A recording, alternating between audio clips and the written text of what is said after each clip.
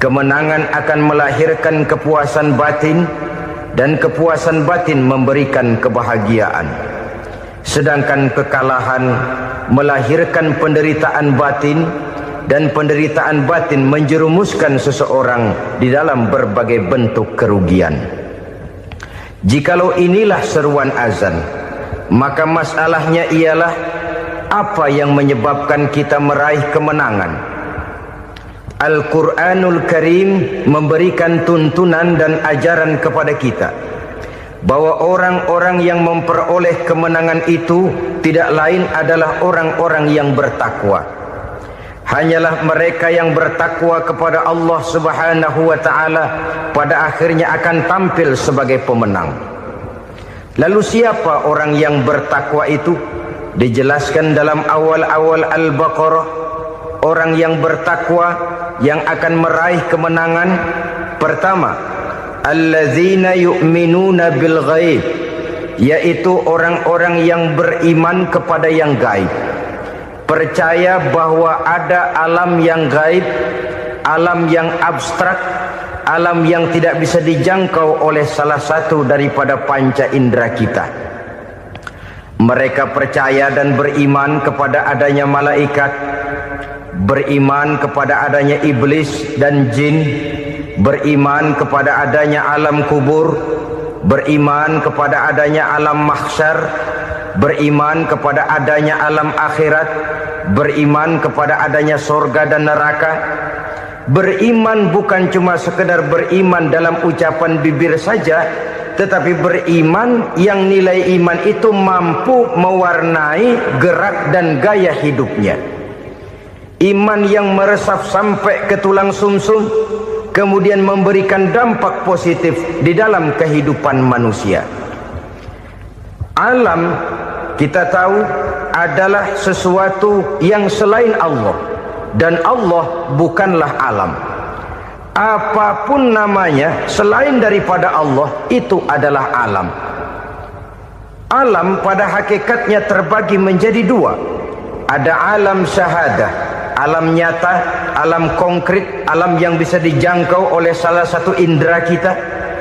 Kemudian ada alam ghaib, alam yang tidak bisa dijangkau oleh panca indera kita, alam metafisika, alam abstrak, alam yang wajib kita imani keberadaannya.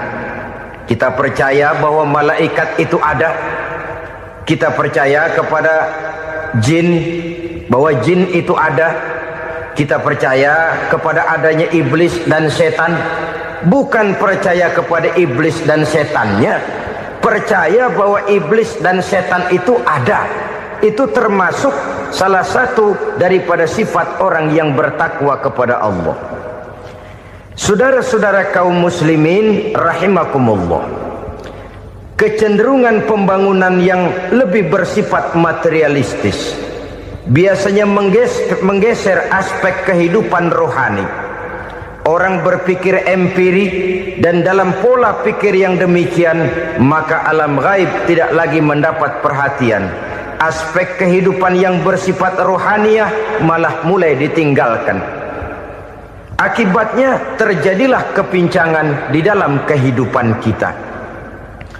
Pernah ada satu pengalaman pribadi dalam perjalanan kembali ke tanah air. Dalam pesawat di sebelah kanan saya duduklah seorang Jerman, namanya Heiner Simonsen. Iseng saya ajak kenalan, saya ajak ngobrol, saya tanya dia. Saya bilang, Mas Heiner ini, kalau pesawat yang kita tumpangi ini jatuh ke bawah, kira-kira apa yang bakal terjadi, Mas? Dia bilang, kita semua akan mati. Begitu? Iya. Oke. Apa itu mati? Tanya saya. Dia bilang, untuk tahu apa itu mati, kita harus tahu lebih dahulu apa itu hidup. Saya pikir nih bule bisa ngomong juga. Baiklah kata saya. Apa hidup menurut Anda itu? Oh, hidup itu dia bilang, kalau seluruh anggota badan kita bekerja secara normal, paru-paru memompa darah secara normal, jantung berdetak secara normal, sel-sel tubuh bekerja secara fit, dan organisme tubuh hanya mau bekerja secara normal. Dia bilang, kalau kita memberi makan yang cukup, menu yang teratur, dan gizi yang lengkap. Saya bilang, kesimpulannya apa, Ner? Dia jawab, hidup adalah dari tangan ke mulut. Life is from the hand to the mouth, kata dia. Hidup adalah dari tangan ke mulut. Jadi masalah hidup tidak lebih daripada masalah isi perut. Orang pergi pagi, pulang sore, peras keringat, banting tulang, perut yang dibelain. Saya bilang, you are wrong. Sampean salah, Ner. Kamu orang Islam bukan? Bukan. Pantas. Kenapa saya salah? Dia bilang, ya jelas salah. Salahnya di mana? Kamu ini manusia. Kalau hidup cuma dari tangan ke mulut, saya bilang, kambing di kampung saya juga begitu pikirannya, Ner. Itu kambing di kampung saya, asal perutnya kenyang, sudah hidup dia. Perkara besok bagaimana, lusa prospeknya macam mana, bulan depan ada apa, kambing nggak pernah mikir. Di kampung saya kambing juga pikirannya begitu. Kamu Kristen ya? Tadinya. Loh kok tadinya, lalu apa sekarang kamu ini? Dia bilang, sekarang saya netral. Saya tidak beragama, tapi saya percaya kepada Tuhan sebagai pencipta alam. Saya ingat benar dia bilang, I haven't any religious, but I believe to God as the creator of the world. Kenapa bisa netral begitu, Ner? Habis saya bingung katanya. Islam bilang Islam baik, Kristen bilang Kristen baik, Hindu Buddha bilang Hindu Buddha baik, semua agama baik. Saya netral sekalian, nggak beragama. Yang penting saya percaya kepada Tuhan. Saya bilang, Ner, kamu ini kayak orang mau beli celana, lalu bingung. Yang satu bilang Levi's bagus, yang satu bilang Blue Jean hebat, yang satu bilang Wool England hebat. Celana ini hebat, celana itu bagus, celana ini hebat. Semua celana bagus, kamu bingung. Akhirnya netral, tidak pakai celana. Itu juga salah. Saya pikir-pikir, kemudian saya melihat bahwa dua pola berpikir Henner ini nampaknya sudah mulai menggejala di lingkungan masyarakat bangsa kita. Disadari atau tidak, secara jujur kita harus berkata, dua pola pemikiran Henner ini mulai berkembang di tengah masyarakat bangsa kita.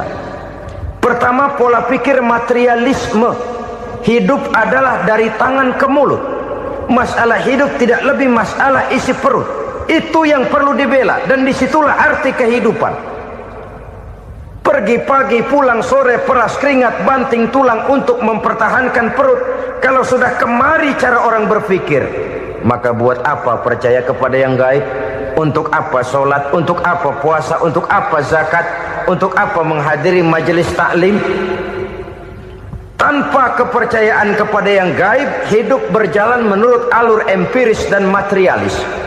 Kalau sudah ke sana cara orang berpikir, biasanya orang lalu cenderung menghalalkan segala cara.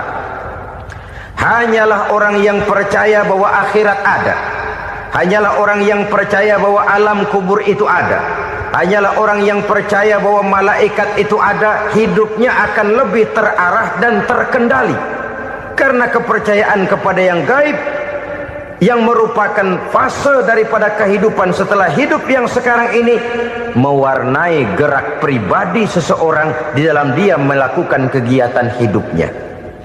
Pola berpikir materialisme, disadari atau tidak, mulai menggejala di lingkungan masyarakat bangsa kita. Hidup tidak lebih dari urusan tangan ke mulut, mulut ke tangan, tangan ke mulut. Asal perut sudah kenyang, hiduplah sudah. Perkara bagaimana prospek hari yang akan datang, bagaimana akhirat, tidak jadi persoalan. Ini yang oleh Nabi diperingatkan, ad-dunya sijnul mu'min wa jannatul kafir. Dunia adalah penjara bagi orang beriman dan surga bagi orang kafir. Dulu di zaman Belanda hadis ini pernah disalah tafsirkan, disalah artikan. digunakan sebagai senjata untuk mengkebiri dan membuat impoten umat Islam. Sudahlah umat Islam gak usah macam-macam, kata Belanda. Dunia ini kan penjara buat orang Islam, surga buat orang kafir. Di penjara jangan bertingkah.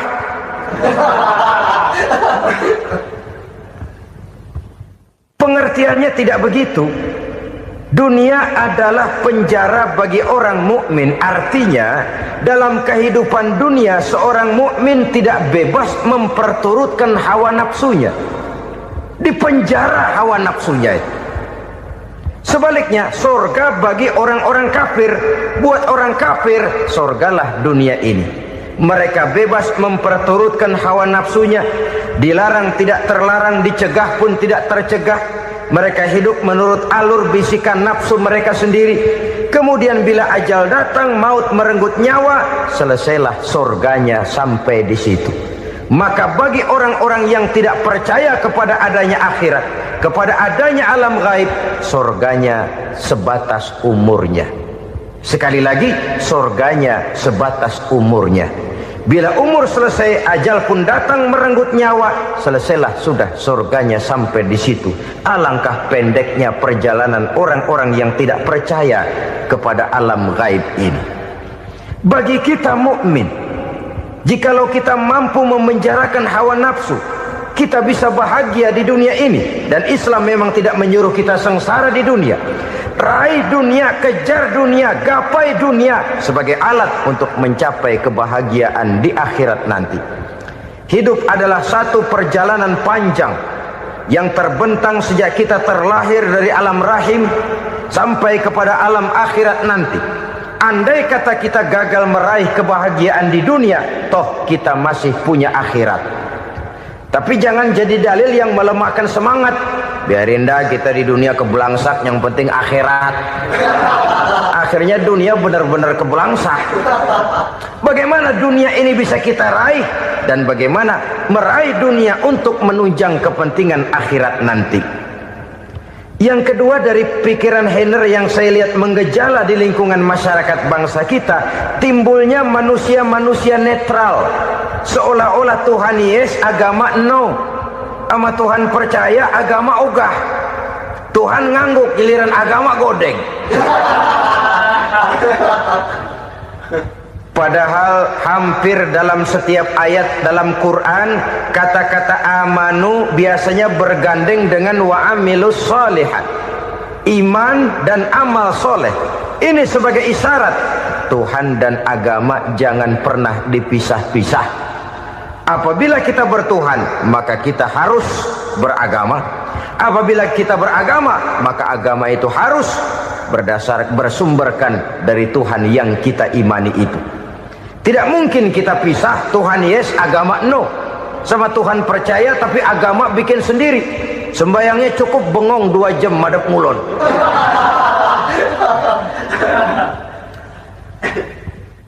Saudara-saudara kaum muslimin rahimakumullah. Jadi dengan demikian, agama yang kita akui merupakan unsur mutlak di dalam pembangunan sekarang ini, merupakan bagian dari kehidupan yang menuntun kita bahwa di balik alam nyata ini, di balik alam syahadah ini ada alam gaib. Dan mudabbir, murabbi, yang mengatur, yang menguasai, yang memelihara baik dia alam nyata, baik dia alam gaib, tidak lain adalah Allah Subhanahu wa ta'ala. Di sana ada satu super power, satu maha kekuatan yang kita perlu bersandar kepadanya. Sebagai makhluk nyata yang hidup di alam nyata, berbuatlah secara nyata sebagaimana harusnya kita berbuat. Karena Islam jelas bukan agamanya orang pemalas. Islam jelas bukan agamanya orang yang mengajarkan setelah selesai sholat boleh duduk, nggelenggem ayam-ayam, ndelohom, menghitung bintang di langit sambil menunggu keajaiban. Tidak. Islam adalah agama yang mengajarkan apabila sholat sudah selesai kamu kerjakan, bertebaranlah di permukaan bumi, cari karunia Tuhanmu. Jangan hidup berpangku tangan menunggu keajaiban. Karena hidup bukan undian. Jangan berharap untung besar tanpa mau peras keringat. Tapi di sebalik itu toh kita juga harus yakin bahwa di sisi usaha nyata yang kita lakukan ada satu super power, satu maha kekuatan gaib yang menentukan berhasil dan tidaknya usaha kita. Kepercayaan kepada hal semacam inilah yang mendorong kita untuk mempunyai sandaran vertikal, agar jikalau usaha ini berhasil, kita tidak lupa diri dan lupa daratan. Jikalau usaha ini gagal, kita tidak putus asa dan buruk sangka, tidak cupik pandangan dan sempit hati, tapi mampu melihat persoalan dengan kacamata putih sambil husnuzon kepada Allah Subhanahu wa ta'ala. Kita percaya malaikat itu ada yang namanya raqib dan atid, mengawasi gerak hidup kita sampai kepada gerak hati kita. Ini memberikan sugesti agar kita berhati-hati, tidak sejengkal tanah pun kita bisa berlindung dari pengawasan raqib dan atid. Ada munkar nakir yang akan menyoal kita di alam kubur. Ada malaikat Malik, penjaga neraka. Ada malaikat Ridwan yang menjaga surga. Kita percaya kepada adanya jin, kita percaya kepada adanya setan, iblis. Percaya kepada adanya, bukan mempercayai si setan, si iblis lalu menjadikannya sebagai teman. Tidak. Percaya bahwa mereka itu ada dan merupakan makhluk Allah yang gaib yang diciptakan Allah Azza wa Jalla. Kepercayaan kepada alam gaib memberikan motivasi terhadap gerak lahir manusia, sehingga dengan motivasi kepercayaan kepada yang gaib, gerak lahir jadi lebih terarah, jadi lebih terpelihara. Pernah seseorang bertanya, "Pak, apakah adanya akhirat bisa dibuktikan secara ilmiah?" Saya bilang tidak bisa, tidak bisa. Kenapa? Karena yang berangkat nggak pernah pulang kemari lagi.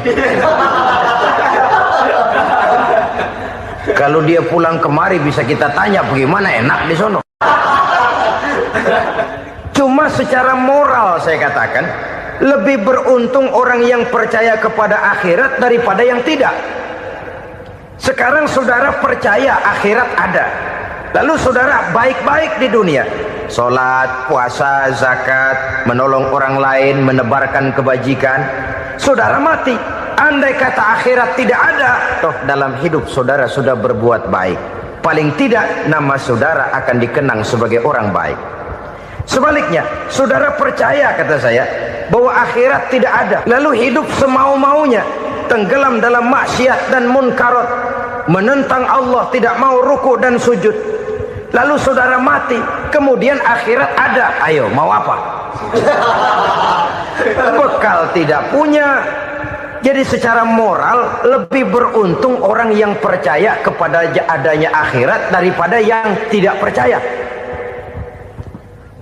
Dan itu alam gaib yang tidak bisa dibuktikan secara eksat. Jangankan untuk membuktikan seperti itu, dalam kehidupan sehari-hari saja yang kita rasakan tidak selalu berbentuk toh. Angin, bagaimana sih bentuknya angin? Kita tidak tahu. Merah, buktinya kalau dikerok merah. Yang merah itu kulit, yang kulit kita bukan anginnya. Sakit, rasa sakit itu ada, tapi bagaimana bentuk sakit kita nggak pernah tahu. Kalau kita makan cabai pedas, bagaimana bentuk pedas itu tidak ada, tapi rasa ada. Bentuk pedas hijau, cabainya bukan pedasnya. Tidak semua yang kita rasakan bisa kita gambarkan dalam bentuk yang konkret. Oleh karena itu, sekali lagi bahwa kepercayaan kepada alam yang gaib mampu memberikan satu sugesti yang menata kehidupan seseorang lebih lurus, lebih terarah, dan lebih terkendali. Maka wajar kalau kepercayaan kepada yang gaib mengantarkan seseorang untuk meraih kemenangan. Kenapa? Dia percaya kepada yang gaib, bahwa akhirat ada, bahwa alam kubur ada, bahwa pertanggungan jawab itu ada. Maka dia lalu tidak hidup saenae udele dewe gitu loh. Tidak hidup menurut seleranya sendiri, terarah, teratur. Ini cirinya yang pertama, orang bertakwa yang akan meraih kemenangan, mereka beriman, mereka percaya kepada yang gaib. Bahkan hal-hal konkret saja selalu berangkat dari yang gaib. Saudara-saudara, para remaja, para pemuda sekarang ini tidak pernah tahu toh siapa yang akan jadi teman hidup saudara. Kita bisa saja ngerancang, mentargetkan, tapi toh akhirnya yang namanya jodoh bukan kekuasaan kita. Rezeki di luar kemampuan kita. Begitu juga ajal, maut, jodoh, ajal adalah contoh-contoh konkret bahwa pada akhirnya yang gaib lah yang menentukan. Bertahun-tahun ngelancong, emang jodoh seret nggak jadi.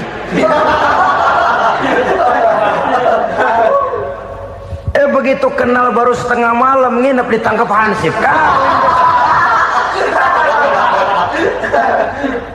Hal-hal semacam itu kadang-kadang kita berpikir suuzon, gile, perempuannya cakep banget, lakinya rebek amat. Memang begitulah jodohnya. Memang begitulah jodohnya. Saudara hadirin ma'asyiral muslimin yang saya hormati, jadi hal-hal yang konkret saja kita yakini sepenuhnya ditentukan oleh satu superpower yang gaib itu tadi. Dari sanalah segala ketentuan itu berangkat dan kesanalah segalanya akan kembali. Maka kepercayaan kepada yang gaib meluruskan gerak hidup seseorang dan itu akan mengantarkan dia kepada meraih kemenangan. Satu. Yang kedua, wa yuqimuna shalah. Orang bertakwa yang akan meraih kemenangan itu adalah orang-orang yang mendirikan sholat. Kenapa sholat mengantarkan orang untuk meraih kemenangan? Yang jelas, inna sholata tanha anil fahsya'i wal munkar. Sholat mampu mencegah manusia dari perbuatan keji dan munkar. Banyak filsafat hidup yang terkandung di dalam sholat ini. Sejak kita wudhu sampai kita menghadap ke arah kiblat, sampai kita melakukan gerak-gerak sholat, bacaan-bacaan yang ada di dalam sholat, lalu sampai kepada mengucapkan salam. Banyak filsafat hidup yang terkandung di dalam sholat. Umpamanya saja, setelah takbiratul ihram mulai kita dengan sholat dalam posisi berdiri, diajarkan dalam kitab-kitab fikih agar kita melihat ke arah tempat sujud. Ini kan filsafat kehidupan. Kalau kamu sholat dalam posisi berdiri, lihat tempat sujud. Jangan sholat mata jelalatan, sebab nanti bisa mengurangi kekhusyuan.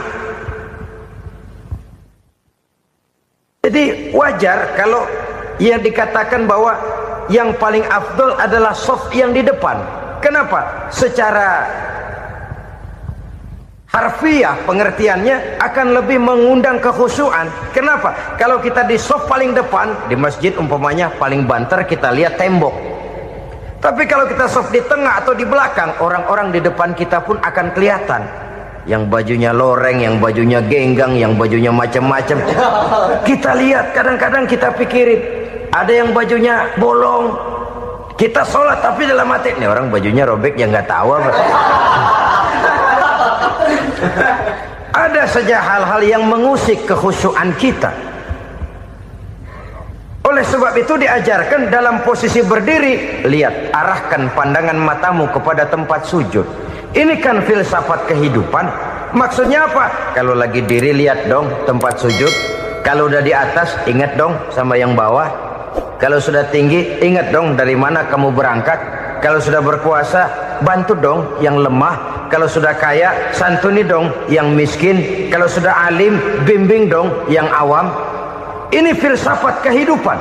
Dalam posisi berdiri kau lihat tempat sujud.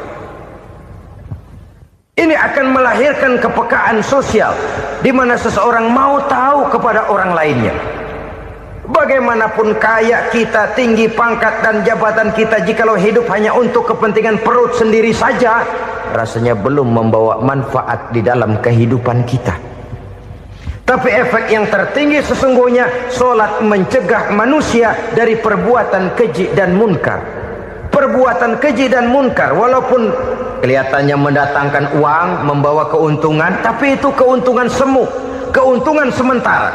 Dengan menipu orang lain kita bisa dapat untung, tapi tidak membawa berkah, dan itu adalah kerugian besar dalam kehidupan kita.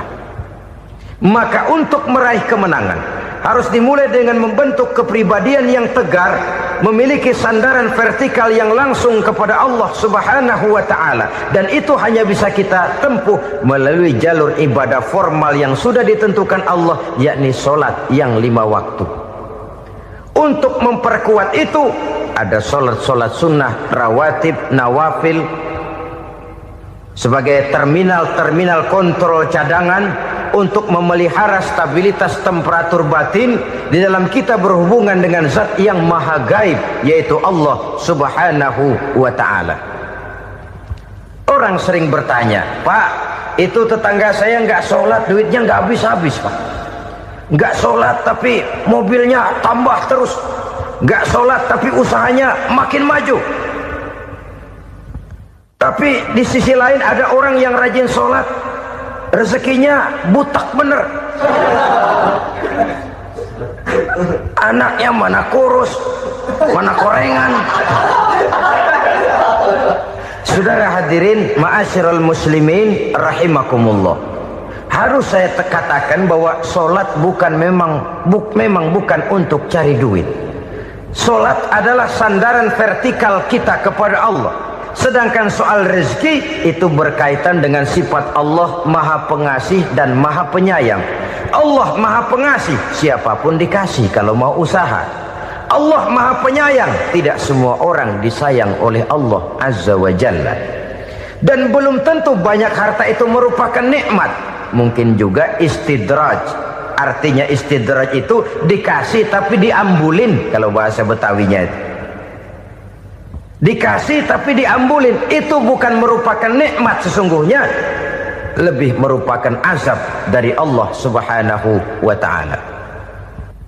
Mempunyai sistem sholat, dan kita umat Islam telah dituntun oleh Allah Subhanahu wa ta'ala yang wajibnya 5 kali dalam sehari semalam mendirikan sholat, dan itu tentu berada dalam jangkauan kemampuan manusia.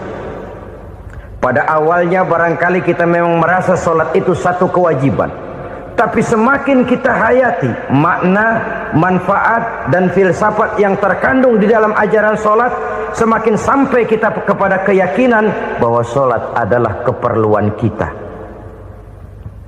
Sehingga pada waktu tertentu dinilai puncaknya, kita tidak lagi akan berkata saya wajib sholat, tapi kita akan berkata saya perlu sholat.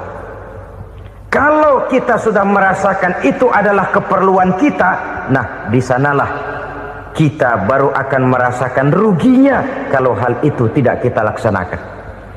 Sepanjang kita masih berkata saya wajib sholat, kita akan lebih merasakan dia sebagai beban ketimbang sebagai keperluan. Yang jelas Allah tidak memerlukan ibadah yang kita laksanakan ini. Dengan kata lain, andai kata satu dunia penuh ini orang tidak ada yang sholat satu pun, Allah tidak akan turun dari jabatan Tuhan. Jangan lalu berpikir kalau kita ngambek se-RW kagak sembahyang Tuhan tekor kali ini ya. Tentu tidak. Itu perlunya kita, bukan perlunya Allah. Dan pada induknya kita akan berkata saya perlu agama. Kalau secara induk kita sudah memerlukan agama, maka konsep-konsep yang ada di dalam ajaran agama itu pun adalah juga merupakan keperluan kita. Baik dia bernama sholat, baik dia bernama puasa, baik dia bernama zakat, baik dia bernama haji, seluruhnya adalah keperluan kita. Dan sesuatu yang kita perlukan apabila tidak kita laksanakan akan melahirkan kerugian di dalam kehidupan. Jangan heran kalau kita membaca riwayat perjalanan hidup para salafus soleh, orang-orang soleh. Ada yang tahajud sampai 100 rakaat, ada yang sholat malam kakinya sampai bengkak. Kita sekalinya bengkak biri-biri. Ada yang sholat membaca surah dalam Al-Quran sampai khotam Quran. Kok mau? Mereka sudah merasakan itu keperluan. Itu saja soalnya. Satu saat pun jikalau kita merasa bahwa itu keperluan saya, kita pun akan melaksanakan seperti itu. Keperluan saya dalam kehidupan. Inilah yang kedua. Yang ketiga, orang bertakwa yang akan meraih kemenangan itu, wa mimma razaqnahum yunfikun. Mereka membelanjakan sebagian daripada rezeki yang diberikan Allah kepada mereka. Mereka infakkan di jalan Allah. Ada satu dialog menarik. Satu hari seorang anak muda bertemu dengan seorang kakek-kakek yang sudah dikenalnya baik. Bertanyalah anak muda ini, "Kek, umur kakek berapa tahun?"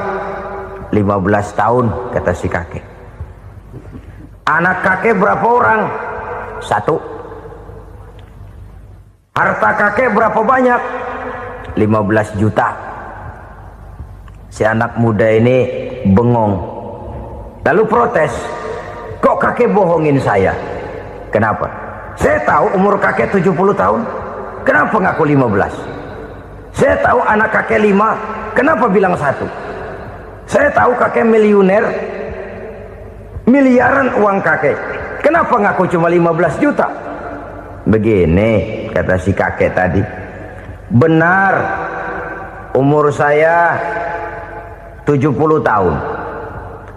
Tapi dari umur yang 70 tahun itu baru 15 tahun terakhir ini saya merasakan ibadah kepada Allah. Meninggalkan maksiat, jauh dari segala macam munkarat.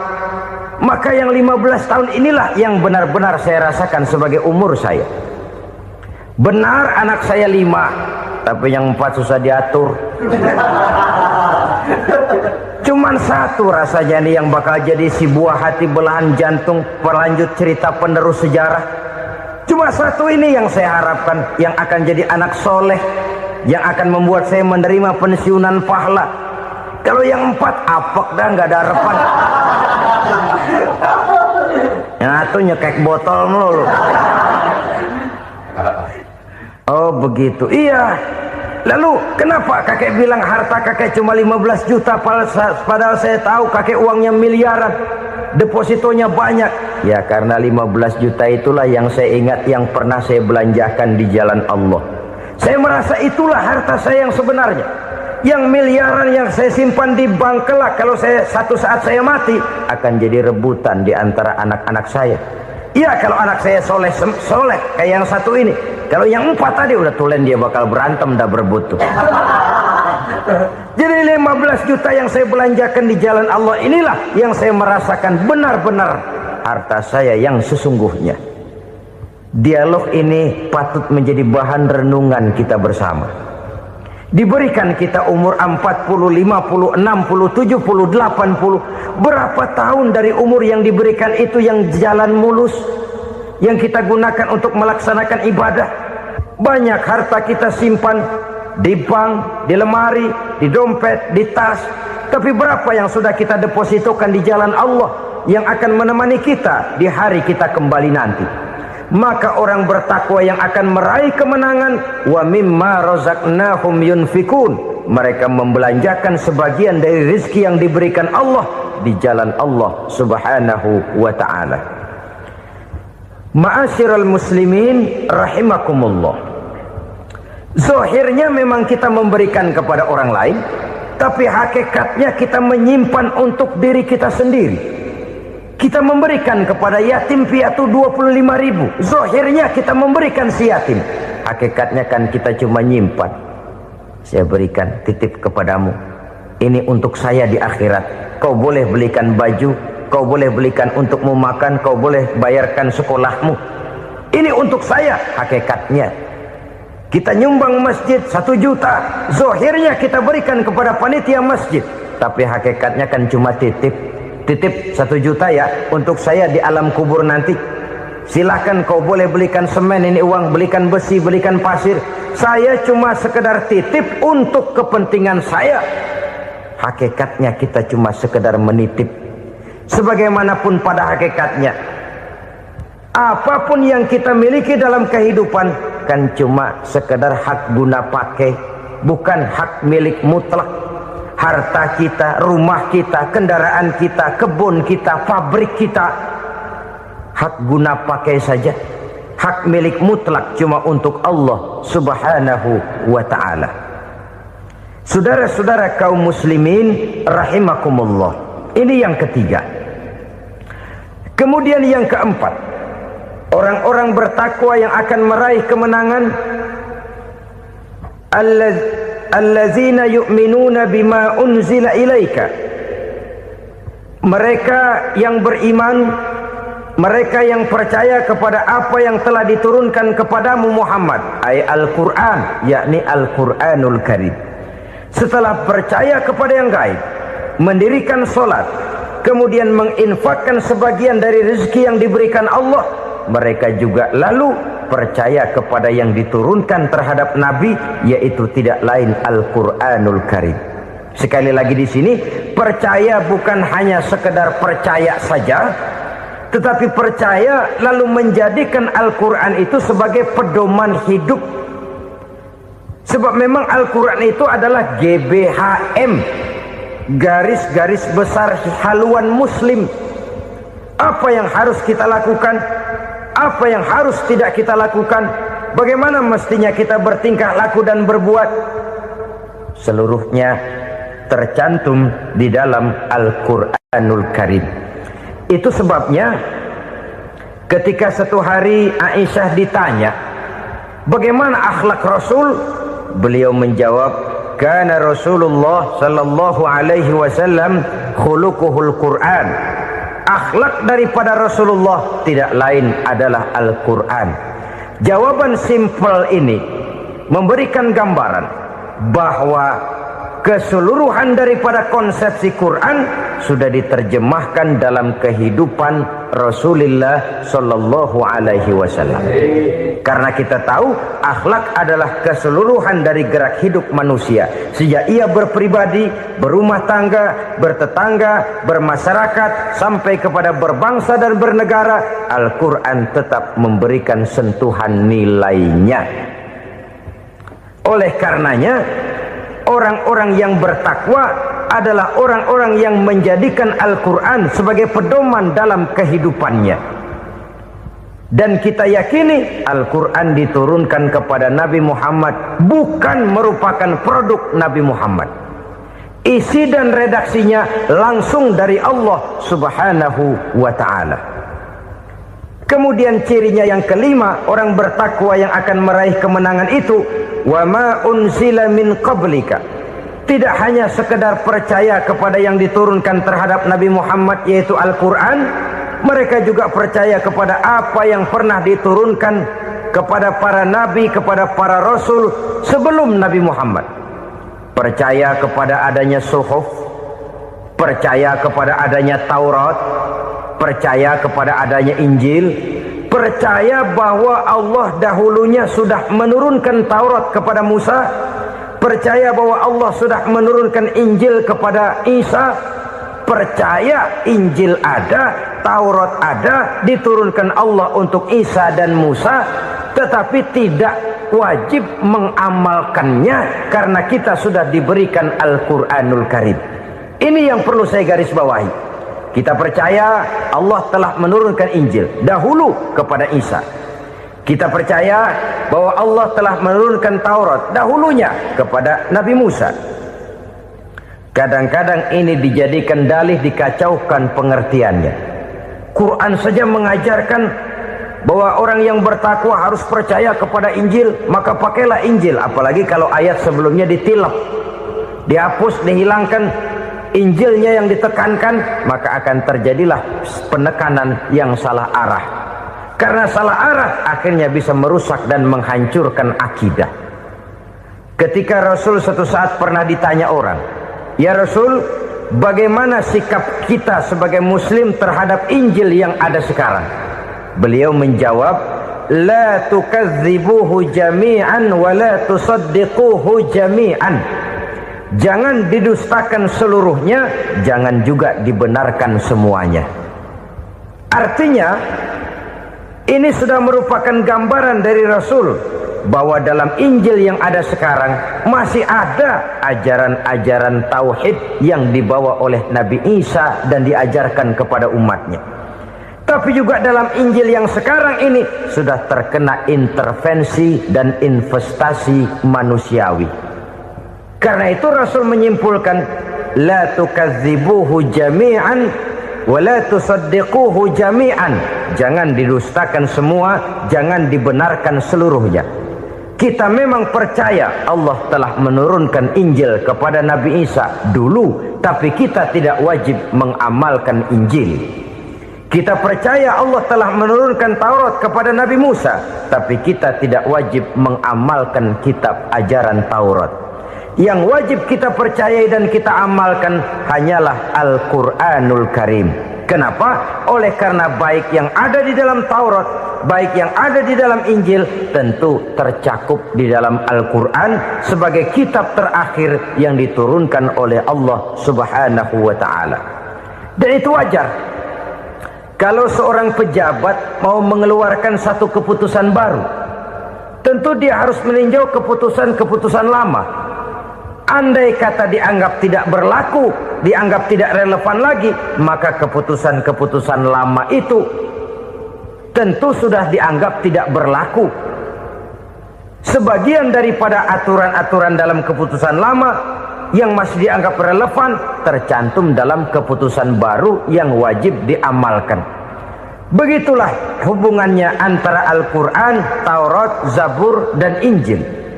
4 kitab samawi yang diturunkan Allah masing-masing kepada Zabur untuk Nabi Daud, Taurat untuk Nabi Musa, dan Injil untuk Nabi Isa alaihi wassalatu wassalam. Ketiga-tiga kitab itu kita percayai adanya.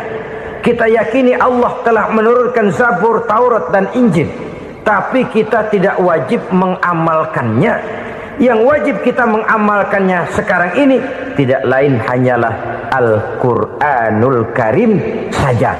Karena ia mencakup apa yang ada di dalam Zabur, apa yang ada di dalam Taurat, dan apa yang ada di dalam Injil. Keotentikannya bisa dipertanggungjawabkan. Ya, tapi kan Nabi Muhammad sudah mati 14 abad yang lalu, dan di zaman beliau Al-Quran kan belum dikodifikasikan, belum ditulis. Bagaimana keotentikannya bisa dipertanggungjawabkan? Mudah saja.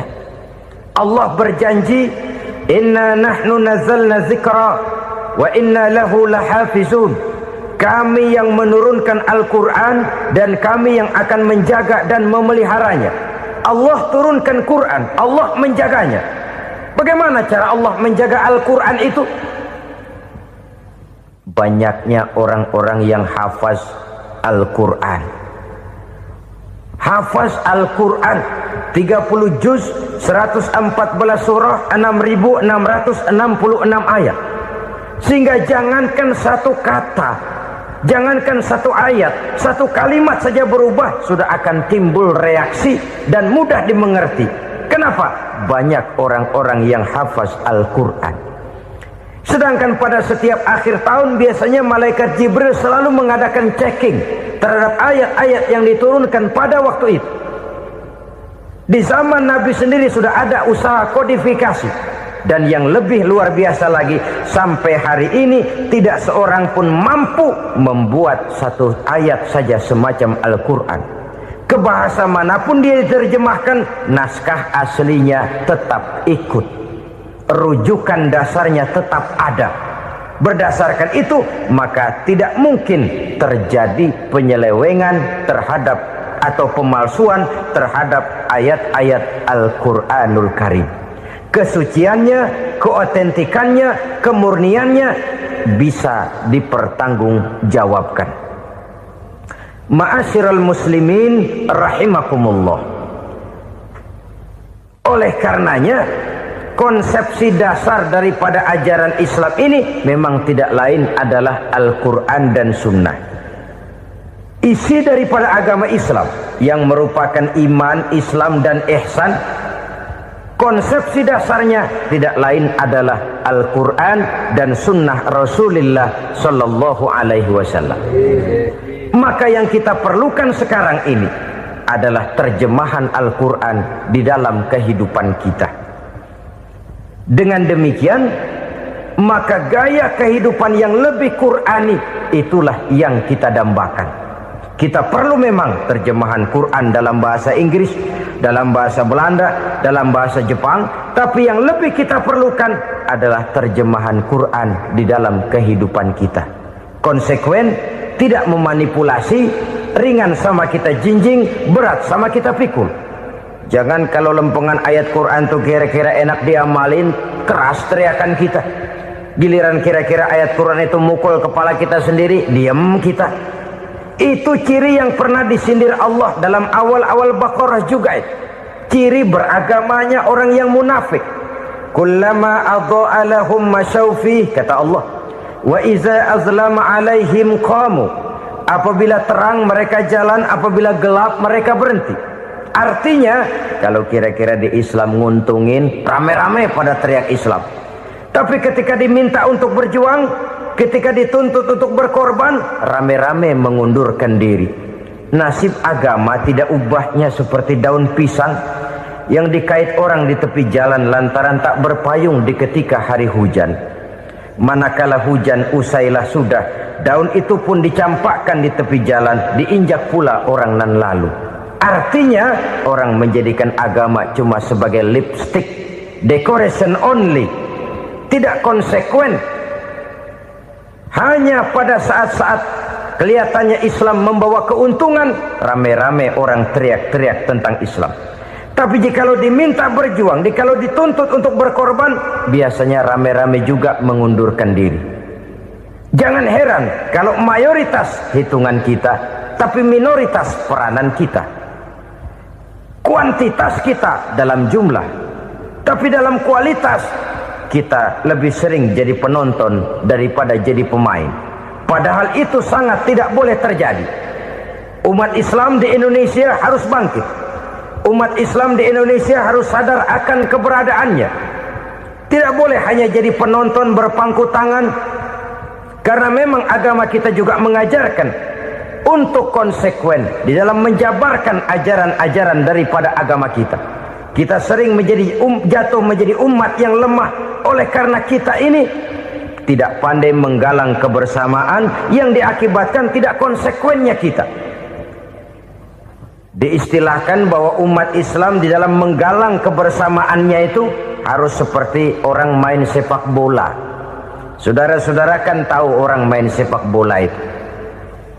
Orang main sepak bola, kalau pertandingan belum dimulai sih silakan saja kumpul di luar lapangan, atur strategi yang baik. Tapi kalau pertandingan sudah dimulai, turun ke lapangan hijau, jangan kumpul terus. Ada sepak bola gotong royong, mundur-mundur rame-rame, depan ke depan kumpul melulu mainnya. Kalah. Orang main sepak bola itu ya harus ada penyerang tengah, harus ada penjaga gawang, harus ada strikernya, harus ada kiri luarnya, kanan dalamnya yang jadi backnya. Posisi boleh bermacam-macam, tapi yang penting saling ngoper untuk menggolkan gawang lawan. Begitulah umat Islam ini. Boleh ada yang jadi pejabat, boleh ada yang jadi pengusaha, boleh ada yang jadi petani, silakan ada yang jadi seniman, ada yang jadi penyair, ada yang jadi artis sekalipun. Tapi kalau sudah berhasil menguasai bola, jangan lupa operannya. Operan itu yang langka. Kita ini muslim kadang-kadang kalau sudah memegang menguasai bola, kalau belum mau mampus, belum mau ngoper. Nanti kalau sudah nggak punya bola, baru mau ngoper. Kalau sudah dengar-dengar mau dekat pensiun, baru mau jihad, baru mau berjuang, baru mau ngurus pesantren. Tanda tangan sudah tidak laku, memo sudah tidak dihargai, baru mau berjuang. Kemarin kemana mas? Kita tidak pandai memanfaatkan posisi. Dengan kata lain, kalau kembali kepada persoalan kita, konsekuensi kita terhadap agama yang kita anut ini belum ideal. Kita masih lebih sering berislam ini pada saat-saat yang menurut perhitungan kita membawa keuntungan. Tapi kalau diminta berjuang, dituntut berkorban, yang itu pun hakikatnya adalah untuk kepentingan kita juga. Allah tidak pernah menuntut kita untuk jihad bagi kepentingan Allah, itu tidak. Berjuang menegakkan agama Allah, apakah untuk kepentingan Allah? Tidak, untuk kepentingan kita. Sebab nilai-nilai jihad itu pada akhirnya akan membawa kita kepada satu kebahagiaan. Setidaknya kalau tidak di dunia, tentu di akhirat sebagai syahid. Oleh karena itu, pada bagian akhir ini saya ingin mengajak, marilah kita konsekuen. Sekali kita berkitabkan Al-Quranul Karim, mari dia kita jadikan pedoman. Jangan cuma kita jadikan sebagai penghias dinding, pelengkap rumah, bahwa di rumah kita ada Al-Quran, tapi yang baca kecoa. Habis pada bolong tuh Quran. Yang penting kan punya Quran. Ditaruh di pintu rumah, biar apa? Biar kuntilanak kagak masuk katanya. Ya apa itu nasib Quran, cuma kerjanya jaga pintu, ngusir kuntilanak, ngusir memedi. Bagaimana kita hidup menurut tuntunan Al-Quran? Kadang-kadang tidak pernah menjadi masalah bagi kita. Maka bagaimanakah Al-Quran akan mungkin membawa keberkahan dalam hidup kalau ajarannya kita injak-injak dalam keseharian kita? Mewujudkan gaya hidup yang lebih Qurani, itulah yang akan kita rintis di dalam kehidupan kita, bertahap, step by step, menurut kemampuan yang ada pada kita. Jika jalan ini tidak bisa kita selesaikan, percayalah akan ada generasi penerus yang akan melanjutkan usaha dan cita-cita mulia itu. Jadi percaya kepada Taurat, percaya kepada Injil, sekadar percaya Allah dahulunya sudah menurunkan itu, tapi kita tidak wajib mengamalkannya. Kenapa? Generasi Injil masa berlakunya sudah kedaluwarsa. Taurat masa berlakunya sudah kedaluwarsa. Injil pernah berlaku untuk orang Nasrani di zaman Nabi Isa. Taurat pernah berlaku untuk orang Yahudi di zaman Nabi Musa. Setelah generasinya berlalu, datang Rasul penutup yang membawa Al-Quranul Karim, maka Al-Quran itulah yang berlaku menjadi pedoman sampai hari akhir nanti. Jangan jauh dari Al-Quran, karena apabila ini kita lakukan, maka kita akan kembali kepada satu gaya hidup yang jauh dari tuntunan agama, dan itu artinya kita akan semakin jauh untuk meraih kemenangan. Saudara-saudara kaum muslimin rahimakumullah. Yang keenam, yang terakhir, orang-orang bertakwa yang akan meraih kemenangan itu wabil akhirati hum yuqinun. Mereka percaya, mereka yakin seyakin-yakinnya akan adanya hari akhir, di mana seseorang akan mempertanggungjawabkan seluruh perbuatannya di dalam hidup ini. Dan tidak ada satu perbuatan yang bagaimana kecilnya sekalipun, yang tersembunyi dalam pandangan manusia, yang tidak akan dibukakan persoalannya di mahkamah Qadi Rabbul Jalil di akhirat nanti. Itulah sebabnya maka percaya kepada akhirat disebut secara khusus. Padahal di awal tadi sudah dijelaskan yu'minuna bil ghaib, percaya kepada alam gaib, dan alam gaib ini termasuk akhirat. Kenapa pada bagian akhir disebut lagi akhirat? Karena ternyata bahwa kepercayaan kepada adanya akhirat merupakan induk dari kepercayaan terhadap adanya malaikat, setan, jin dan lain sebagainya, dan akan lebih memberikan sugesti dalam kehidupan manusia untuk meluruskan gerak hidupnya. Jikalau satu saat tergerak hati akan berbuat kejahatan, ingin mencuri, sadarlah, awas ada akhirat. Sebab kalau kita cuma teriak awas ada polisi, itu cuma tertunda sementara, begitu polisi meleng embat. Kalau kita ingin berbuat jahat cuma berteriak awas ada hansip, cuma sementara ketika hansip itu ada. Tapi kalau ceritanya awas ada akhirat, mau menyeleweng awas ada akhirat, mau berjudi awas ada akhirat, mau mencuri awas ada akhirat. Keyakinan yang akan meluruskan gerak hidup manusia sehingga gerak itu jadi lebih terarah dan terkontrol, tidak merugikan baik diri sendiri, lebih-lebih orang lain. Kemenangan akan melahirkan kepuasan batin, dan kepuasan batin memberikan kebahagiaan. Sedangkan kekalahan melahirkan penderitaan batin, dan penderitaan batin menjerumuskan seseorang di dalam berbagai bentuk kerugian. Jikalau inilah seruan azan, maka masalahnya ialah apa yang menyebabkan kita meraih kemenangan. Al-Quranul Karim memberikan tuntunan dan ajaran kepada kita bahwa orang-orang yang memperoleh kemenangan itu tidak lain adalah orang-orang yang bertakwa. Hanyalah mereka yang bertakwa kepada Allah Subhanahu wa ta'ala pada akhirnya akan tampil sebagai pemenang. Lalu siapa orang yang bertakwa itu? Dijelaskan dalam awal-awal Al-Baqarah, orang yang bertakwa yang akan meraih kemenangan. Pertama, allazina yu'minuna bil ghaib, yaitu orang-orang yang beriman kepada yang gaib, percaya bahwa ada alam yang gaib, alam yang abstrak, alam yang tidak bisa dijangkau oleh salah satu daripada panca indera kita. Mereka percaya dan beriman kepada adanya malaikat, beriman kepada adanya iblis dan jin, beriman kepada adanya alam kubur, beriman kepada adanya alam mahsyar, beriman kepada adanya alam akhirat, beriman kepada adanya sorga dan neraka.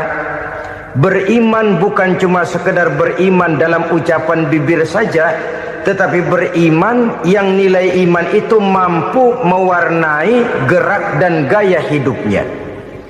Iman yang meresap sampai ke tulang sumsum, kemudian memberikan dampak positif di dalam kehidupan manusia. Alam, kita tahu, adalah sesuatu yang selain Allah, dan Allah bukanlah alam. Apapun namanya selain daripada Allah, itu adalah alam. Alam pada hakikatnya terbagi menjadi dua. Ada alam syahadah, alam nyata, alam konkret, alam yang bisa dijangkau oleh salah satu indera kita. Kemudian ada alam ghaib, alam yang tidak bisa dijangkau oleh panca indera kita, alam metafisika, alam abstrak, alam yang wajib kita imani keberadaannya. Kita percaya bahwa malaikat itu ada, kita percaya kepada jin, bahwa jin itu ada, kita percaya kepada adanya iblis dan setan. Bukan percaya kepada iblis dan setannya, percaya bahwa iblis dan setan itu ada. Itu termasuk salah satu daripada sifat orang yang bertakwa kepada Allah. Saudara-saudara kaum muslimin rahimakumullah, kecenderungan pembangunan yang lebih bersifat materialistis biasanya menggeser aspek kehidupan rohani. Orang berpikir empiri, dan dalam pola pikir yang demikian, maka alam gaib tidak lagi mendapat perhatian. Aspek kehidupan yang bersifat rohaniah malah mulai ditinggalkan. Akibatnya terjadilah kepincangan di dalam kehidupan kita. Pernah ada satu pengalaman pribadi dalam perjalanan kembali ke tanah air. Dalam pesawat di sebelah kanan saya duduklah seorang Jerman, namanya Heiner Simonsen. Iseng saya ajak kenalan, saya ajak ngobrol, saya tanya dia. Saya bilang, Mas Heiner ini, kalau pesawat yang kita tumpangi ini jatuh ke bawah, kira-kira apa yang bakal terjadi, Mas? Dia bilang, kita semua akan mati. Begitu? Iya. Oke. Apa itu mati? Tanya saya. Dia bilang, untuk tahu apa itu mati, kita harus tahu lebih dahulu apa itu hidup. Saya pikir nih bule bisa ngomong juga. Baiklah kata saya. Apa hidup menurut Anda itu? Oh, hidup itu dia bilang, kalau seluruh anggota badan kita bekerja secara normal, paru-paru memompa darah secara normal, jantung berdetak secara normal, sel-sel tubuh bekerja secara fit, dan organisme tubuh hanya mau bekerja secara normal. Dia bilang, kalau kita memberi makan yang cukup, menu yang teratur, dan gizi yang lengkap. Saya bilang, kesimpulannya apa, Ner? Dia jawab, hidup adalah dari tangan ke mulut. Life is from the hand to the mouth, kata dia. Hidup adalah dari tangan ke mulut. Jadi masalah hidup tidak lebih daripada masalah isi perut. Orang pergi pagi, pulang sore, peras keringat, banting tulang, perut yang dibelain. Saya bilang, you are wrong. Sampean salah, Ner. Kamu orang Islam bukan? Bukan. Pantas. Kenapa saya salah? Dia bilang, ya jelas salah. Salahnya di mana? Kamu ini manusia. Kalau hidup cuma dari tangan ke mulut, saya bilang, kambing di kampung saya juga begitu pikirannya, Ner. Itu kambing di kampung saya, asal perutnya kenyang, sudah hidup dia. Perkara besok bagaimana, lusa prospeknya macam mana, bulan depan ada apa, kambing nggak pernah mikir. Di kampung saya kambing juga pikirannya begitu. Kamu Kristen ya? Tadinya. Loh kok tadinya, lalu apa sekarang kamu ini? Dia bilang, sekarang saya netral.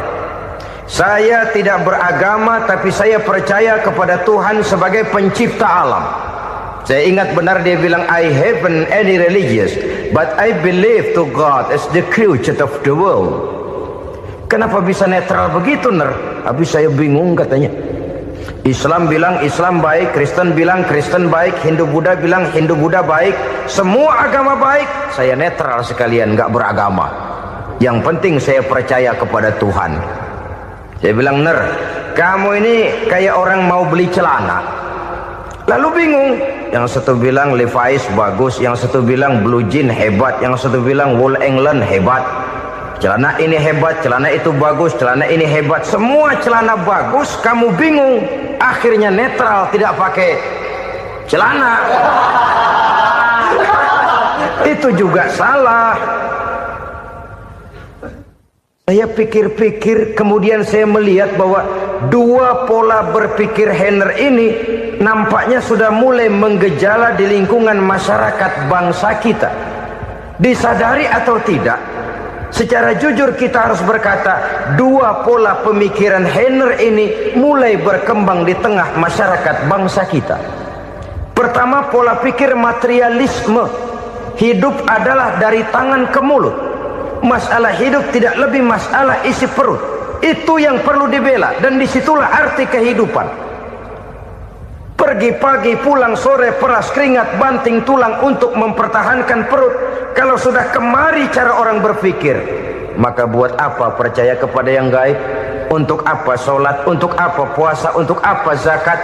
Untuk apa menghadiri majelis taklim? Tanpa kepercayaan kepada yang gaib, hidup berjalan menurut alur empiris dan materialis. Kalau sudah ke sana cara orang berpikir, biasanya orang lalu cenderung menghalalkan segala cara. Hanyalah orang yang percaya bahwa akhirat ada, hanyalah orang yang percaya bahwa alam kubur itu ada, hanyalah orang yang percaya bahwa malaikat itu ada, hidupnya akan lebih terarah dan terkendali. Karena kepercayaan kepada yang gaib, yang merupakan fase daripada kehidupan setelah hidup yang sekarang ini, mewarnai gerak pribadi seseorang di dalam dia melakukan kegiatan hidupnya. Pola berpikir materialisme, disadari atau tidak, mulai menggejala di lingkungan masyarakat bangsa kita. Hidup tidak lebih dari urusan tangan ke mulut, mulut ke tangan, tangan ke mulut. Asal perut sudah kenyang, hiduplah sudah. Perkara bagaimana prospek hari yang akan datang, bagaimana akhirat, tidak jadi persoalan. Ini yang oleh Nabi diperingatkan, ad-dunya sijnul mu'min wa jannatul kafir. Dunia adalah penjara bagi orang beriman dan surga bagi orang kafir. Dulu di zaman Belanda hadis ini pernah disalah tafsirkan, disalah artikan. digunakan sebagai senjata untuk mengkebiri dan membuat impoten umat Islam. Sudahlah umat Islam gak usah macam-macam, kata Belanda. Dunia ini kan penjara buat orang Islam, surga buat orang kafir. Di penjara jangan bertingkah.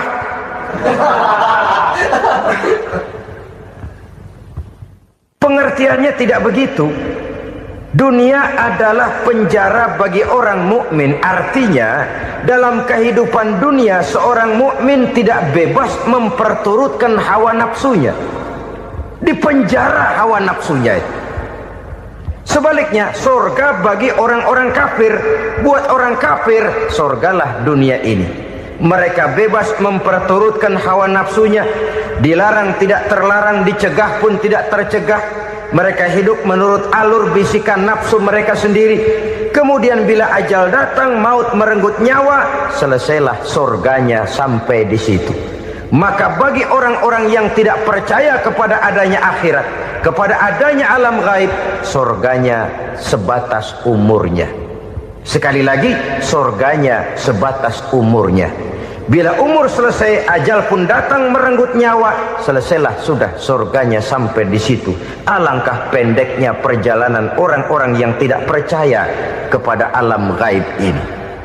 Bagi kita mukmin, jikalau kita mampu memenjarakan hawa nafsu, kita bisa bahagia di dunia ini. Dan Islam memang tidak menyuruh kita sengsara di dunia. Raih dunia, kejar dunia, gapai dunia sebagai alat untuk mencapai kebahagiaan di akhirat nanti. Hidup adalah satu perjalanan panjang yang terbentang sejak kita terlahir dari alam rahim sampai kepada alam akhirat nanti. Andai kata kita gagal meraih kebahagiaan di dunia, toh kita masih punya akhirat. Tapi jangan jadi dalil yang melemahkan semangat. Biarin dah kita di dunia kebelangsak, yang penting akhirat. Akhirnya dunia benar-benar kebelangsak. Bagaimana dunia ini bisa kita raih, dan bagaimana meraih dunia untuk menunjang kepentingan akhirat nanti. Yang kedua, dari pikiran Heiner yang saya lihat menggejala di lingkungan masyarakat bangsa kita, timbulnya manusia-manusia netral. Seolah-olah Tuhan yes, agama no. Sama Tuhan percaya, agama ogah. Tuhan ngangguk, giliran agama godeng. Padahal hampir dalam setiap ayat dalam Quran, kata-kata amanu biasanya bergandeng dengan wa amilus sholihat. Iman dan amal soleh. Ini sebagai isyarat Tuhan dan agama jangan pernah dipisah-pisah. Apabila kita bertuhan, maka kita harus beragama. Apabila kita beragama, maka agama itu harus bersumberkan dari Tuhan yang kita imani itu. Tidak mungkin kita pisah, Tuhan yes, agama no. Sama Tuhan percaya tapi agama bikin sendiri. Sembayangnya cukup bengong 2 jam madep ngulon.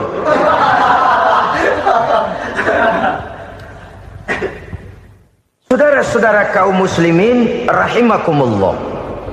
Jadi dengan demikian, agama yang kita akui merupakan unsur mutlak di dalam pembangunan sekarang ini, merupakan bagian dari kehidupan yang menuntun kita bahwa di balik alam nyata ini, di balik alam syahadah ini ada alam gaib.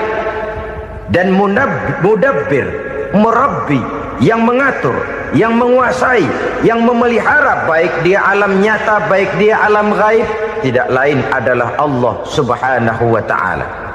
Di sana ada satu super power, satu maha kekuatan yang kita perlu bersandar kepadanya. Sebagai makhluk nyata yang hidup di alam nyata, berbuatlah secara nyata sebagaimana harusnya kita berbuat. Karena Islam jelas bukan agamanya orang pemalas. Islam jelas bukan agamanya orang yang mengajarkan setelah selesai sholat boleh duduk, nggelenggem ayam-ayam, ndelohom, menghitung bintang di langit sambil menunggu keajaiban. Tidak.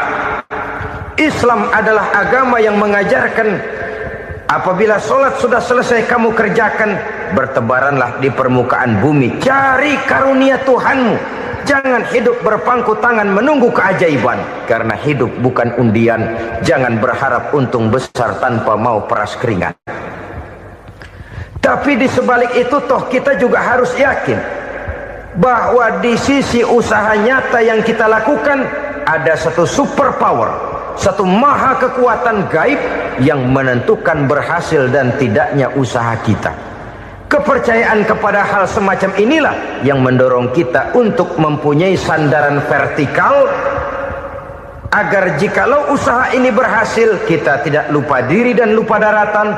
Jikalau usaha ini gagal, kita tidak putus asa dan buruk sangka, tidak cupik pandangan dan sempit hati, tapi mampu melihat persoalan dengan kacamata putih sambil husnuzon kepada Allah Subhanahu wa ta'ala. Kita percaya malaikat itu ada yang namanya Raqib dan Atid, mengawasi gerak hidup kita sampai kepada gerak hati kita. Ini memberikan sugesti agar kita berhati-hati, tidak sejengkal tanah pun kita bisa berlindung dari pengawasan Raqib dan Atid. Ada Munkar Nakir yang akan menyoal kita di alam kubur. Ada malaikat Malik, penjaga neraka. Ada malaikat Ridwan yang menjaga surga. Kita percaya kepada adanya jin, kita percaya kepada adanya setan, iblis. Percaya kepada adanya, bukan mempercayai si setan, si iblis lalu menjadikannya sebagai teman. Tidak. Percaya bahwa mereka itu ada dan merupakan makhluk Allah yang gaib yang diciptakan Allah Azza wa Jalla. Kepercayaan kepada alam gaib memberikan motivasi terhadap gerak lahir manusia, sehingga dengan motivasi kepercayaan kepada yang gaib, gerak lahir jadi lebih terarah, jadi lebih terpelihara. Pernah seseorang bertanya, "Pak, apakah adanya akhirat bisa dibuktikan secara ilmiah?" Saya bilang tidak bisa, tidak bisa. Kenapa? Karena yang berangkat nggak pernah pulang kemari lagi. Kalau dia pulang kemari bisa kita tanya bagaimana enak di sono. Cuma secara moral saya katakan, lebih beruntung orang yang percaya kepada akhirat daripada yang tidak. Sekarang saudara percaya akhirat ada, lalu saudara baik-baik di dunia, sholat, puasa, zakat, menolong orang lain, menebarkan kebajikan. Saudara mati, andai kata akhirat tidak ada, toh dalam hidup saudara sudah berbuat baik, paling tidak nama saudara akan dikenang sebagai orang baik. Sebaliknya, saudara percaya, kata saya, bahwa akhirat tidak ada, lalu hidup semau-maunya, tenggelam dalam maksiat dan munkarat, menentang Allah, tidak mau ruku dan sujud. Lalu saudara mati, kemudian akhirat ada. Ayo, mau apa? Bekal tidak punya. Jadi secara moral lebih beruntung orang yang percaya kepada adanya akhirat daripada yang tidak percaya. Dan itu alam gaib yang tidak bisa dibuktikan secara eksat. Jangankan untuk membuktikan seperti itu, dalam kehidupan sehari-hari saja yang kita rasakan tidak selalu berbentuk toh. Angin, bagaimana sih bentuknya angin? Kita tidak tahu. Merah, buktinya kalau dikerok merah. Yang merah itu kulit, yang kulit kita bukan anginnya. Sakit, rasa sakit itu ada, tapi bagaimana bentuk sakit kita nggak pernah tahu.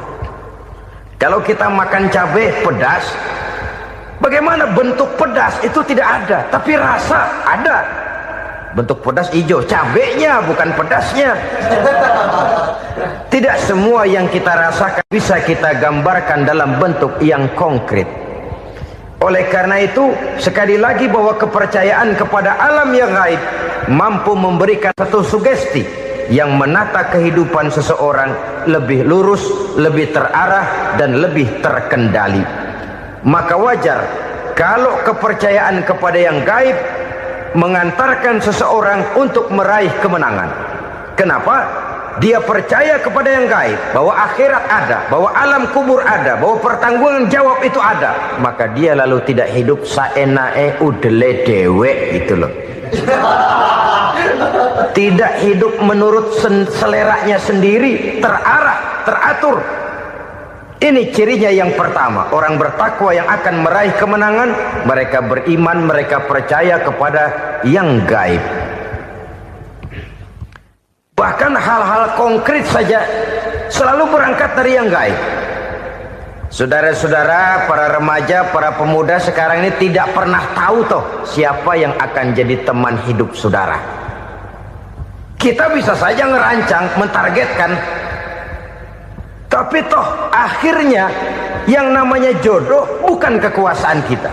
Rezeki di luar kemampuan kita. Begitu juga ajal, maut, jodoh, ajal adalah contoh-contoh konkret bahwa pada akhirnya yang gaib lah yang menentukan. Bertahun-tahun ngelancong, emang jodoh seret, nggak jadi.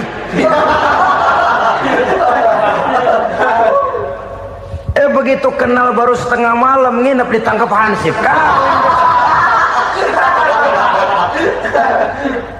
Hal-hal semacam itu kadang-kadang kita berpikir suuzon, gilet, perempuannya cakep banget, lakinya rebek amat.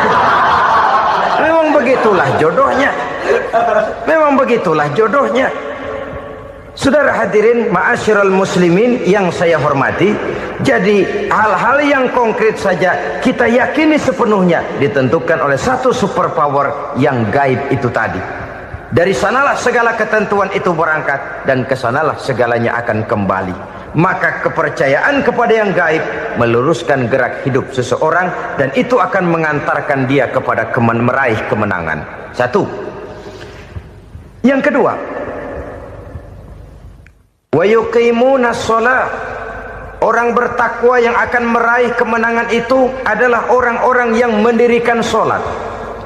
Kenapa sholat mengantarkan orang untuk meraih kemenangan? Yang jelas, inna sholata tanha anil fahsya'i wal munkar. Sholat mampu mencegah manusia dari perbuatan keji dan munkar. Banyak filsafat hidup yang terkandung di dalam sholat ini. Sejak kita wudhu sampai kita menghadap ke arah kiblat, sampai kita melakukan gerak-gerak sholat, bacaan-bacaan yang ada di dalam sholat, lalu sampai kepada mengucapkan salam. Banyak filsafat hidup yang terkandung di dalam sholat. Umpamanya saja, setelah takbiratul ihram mulai kita dengan sholat dalam posisi berdiri, diajarkan dalam kitab-kitab fikih agar kita melihat ke arah tempat sujud. Ini kan filsafat kehidupan. Kalau kamu sholat dalam posisi berdiri, lihat tempat sujud. Jangan sholat mata jelalatan, sebab nanti bisa mengurangi kekhusyuan. Jadi wajar kalau yang dikatakan bahwa yang paling afdol adalah shaf yang di depan. Kenapa? Secara harfiah pengertiannya akan lebih mengundang kekhusyuan. Kenapa? Kalau kita di shaf paling depan di masjid umpamanya paling banter kita lihat tembok. Tapi kalau kita shaf di tengah atau di belakang, orang-orang di depan kita pun akan kelihatan. Yang bajunya loreng, yang bajunya genggang, yang bajunya macam-macam. Kita lihat, kadang-kadang kita pikirin, ada yang bajunya bolong. Kita sholat tapi dalam hati, nih orang bajunya robek yang nggak tahu apa. Ada saja hal-hal yang mengusik kekhusyuan kita. Oleh sebab itu diajarkan dalam posisi berdiri, lihat, arahkan pandangan matamu kepada tempat sujud. Ini kan filsafat kehidupan. Maksudnya apa? Kalau lagi diri lihat dong tempat sujud. Kalau udah di atas ingat dong sama yang bawah. Kalau sudah tinggi ingat dong dari mana kamu berangkat. Kalau sudah berkuasa bantu dong yang lemah. Kalau sudah kaya santuni dong yang miskin. Kalau sudah alim bimbing dong yang awam. Ini filsafat kehidupan. Dalam posisi berdiri kau lihat tempat sujud. Ini akan melahirkan kepekaan sosial di mana seseorang mau tahu kepada orang lainnya. Bagaimanapun kaya kita, tinggi pangkat dan jabatan kita, jikalau hidup hanya untuk kepentingan perut sendiri saja, rasanya belum membawa manfaat di dalam kehidupan kita. Tapi efek yang tertinggi sesungguhnya, sholat mencegah manusia dari perbuatan keji dan munkar. Perbuatan keji dan munkar, walaupun kelihatannya mendatangkan uang, membawa keuntungan, tapi itu keuntungan semu, keuntungan sementara. Dengan menipu orang lain kita bisa dapat untung, tapi tidak membawa berkah, dan itu adalah kerugian besar dalam kehidupan kita. Maka untuk meraih kemenangan harus dimulai dengan membentuk kepribadian yang tegar, memiliki sandaran vertikal yang langsung kepada Allah Subhanahu wa ta'ala, dan itu hanya bisa kita tempuh melalui jalur ibadah formal yang sudah ditentukan Allah, yakni sholat yang 5 waktu.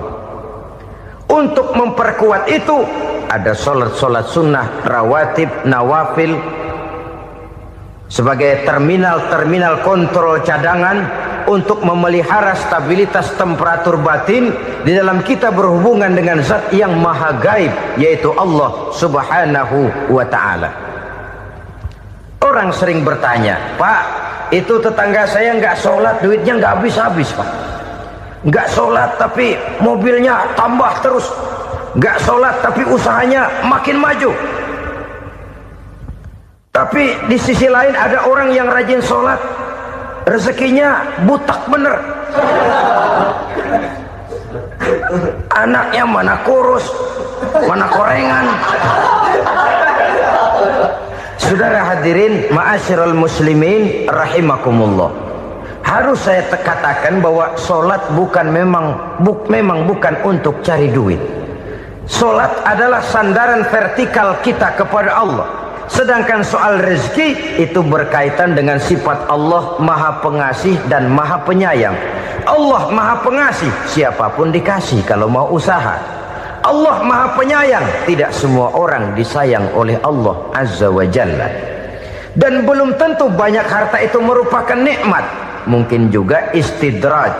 Artinya istidraj itu dikasih tapi diambulin, kalau bahasa Betawinya itu. Dikasih tapi diambulin, itu bukan merupakan nikmat sesungguhnya, lebih merupakan azab dari Allah Subhanahu wa ta'ala. Mempunyai sistem sholat, dan kita umat Islam telah dituntun oleh Allah Subhanahu wa ta'ala yang wajibnya 5 kali dalam sehari semalam mendirikan sholat, dan itu tentu berada dalam jangkauan kemampuan manusia. Pada awalnya barangkali kita memang merasa sholat itu satu kewajiban, tapi semakin kita hayati makna, manfaat dan filsafat yang terkandung di dalam ajaran sholat, semakin sampai kita kepada keyakinan bahwa sholat adalah keperluan kita. Sehingga pada waktu tertentu dinilai puncaknya, kita tidak lagi akan berkata saya wajib sholat, tapi kita akan berkata saya perlu sholat. Kalau kita sudah merasakan itu adalah keperluan kita, nah di sanalah kita baru akan merasakan ruginya kalau hal itu tidak kita laksanakan. Sepanjang kita masih berkata saya wajib sholat, kita akan lebih merasakan dia sebagai beban ketimbang sebagai keperluan. Yang jelas Allah tidak memerlukan ibadah yang kita laksanakan ini. Dengan kata lain, andai kata satu dunia penuh ini orang tidak ada yang sholat satu pun, Allah tidak akan turun dari jabatan Tuhan. Jangan lalu berpikir kalau kita ngambek se-RW kagak sembahyang Tuhan tekor kali ini ya. Tentu tidak. Itu perlunya kita, bukan perlunya Allah. Dan pada induknya kita akan berkata saya perlu agama. Kalau secara induk kita sudah memerlukan agama, maka konsep-konsep yang ada di dalam ajaran agama itu pun adalah juga merupakan keperluan kita. Baik dia bernama sholat, baik dia bernama puasa, baik dia bernama zakat, baik dia bernama haji, seluruhnya adalah keperluan kita. Dan sesuatu yang kita perlukan apabila tidak kita laksanakan akan melahirkan kerugian di dalam kehidupan. Jangan heran kalau kita membaca riwayat perjalanan hidup para salafus soleh, orang-orang soleh.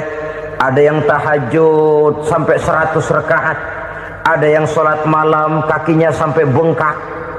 Kita sekalinya bengkak biri-biri.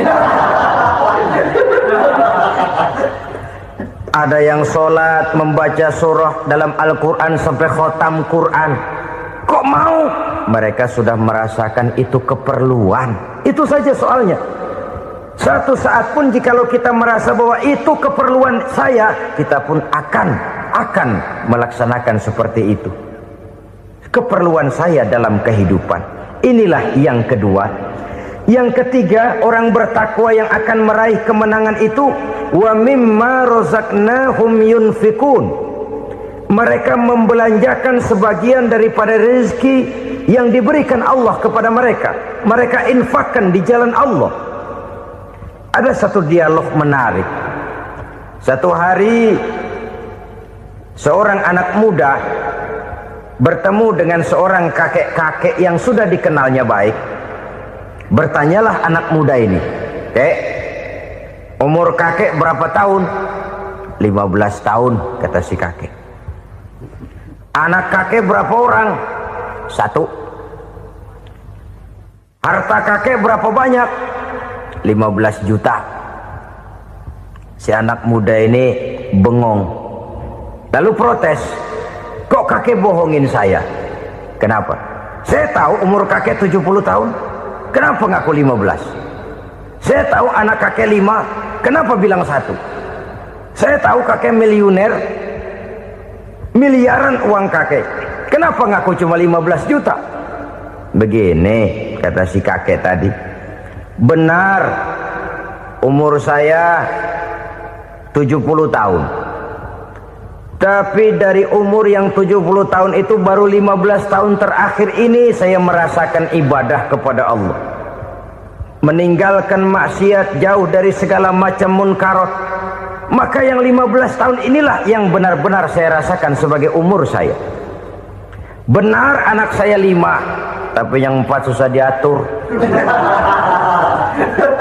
Cuman 1 rasanya nih yang bakal jadi si buah hati, belahan jantung, pelanjut cerita penerus sejarah. Cuma 1 ini yang saya harapkan, yang akan jadi anak soleh, yang akan membuat saya menerima pensiunan pahala. Kalau yang 4 apek dah, nggak ada harapan. Yang 1 nyekek botol melulu. Oh begitu, iya. Lalu kenapa kakek bilang harta kakek cuma 15 juta padahal saya tahu kakek uangnya miliaran, depositonya banyak? Ya karena 15 juta itulah yang saya ingat yang pernah saya belanjakan di jalan Allah. Saya merasa itulah harta saya yang sebenarnya. Yang miliaran yang saya simpan di bank kelak, kalau satu saat saya mati, akan jadi rebutan di antara anak-anak saya. Iya kalau anak saya soleh kayak yang 1 ini. Kalau yang 4 tadi udah tulen dia bakal berantem dah berebut tuh. Jadi 15 juta yang saya belanjakan di jalan Allah inilah yang saya merasakan benar-benar harta saya yang sesungguhnya. Dialog ini patut menjadi bahan renungan kita bersama. Diberikan kita umur 40, 50, 60, 70, 80. Berapa tahun dari umur yang diberikan itu yang jalan mulus, yang kita gunakan untuk melaksanakan ibadah? Banyak harta kita simpan di bank, di lemari, di dompet, di tas. Tapi berapa yang sudah kita depositokan di jalan Allah yang akan menemani kita di hari kita kembali nanti? Maka orang bertakwa yang akan meraih kemenangan, wa mimma razaqnahum yunfikun. Mereka membelanjakan sebagian dari rezeki yang diberikan Allah di jalan Allah subhanahu wa ta'ala. Ma'asyiral muslimin rahimakumullah. Zahirnya memang kita memberikan kepada orang lain, tapi hakikatnya kita menyimpan untuk diri kita sendiri.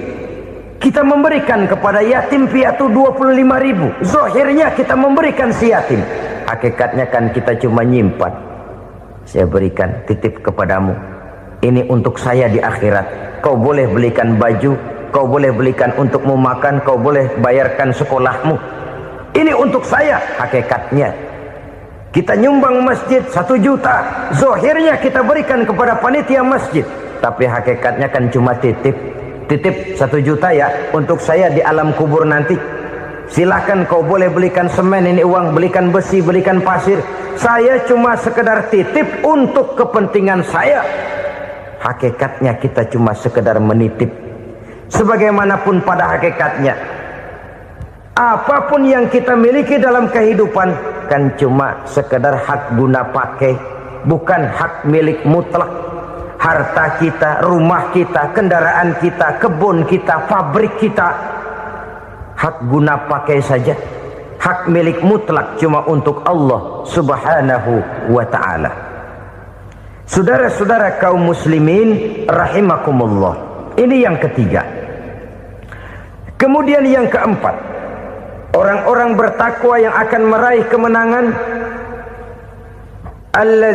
allazina yu'minuna bima unzila ilaika, mereka yang beriman, mereka yang percaya kepada apa yang telah diturunkan kepadamu Muhammad, ay Al-Quran, yakni Al-Quranul Karim.